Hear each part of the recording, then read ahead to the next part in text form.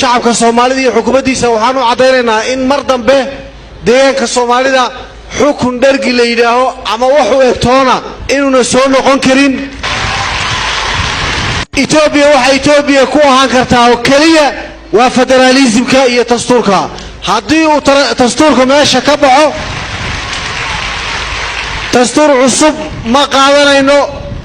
Ethiopia kalena ma qaadanayno haddii dastuurka meesha laga saaro gaar ahaan qodobka 39aad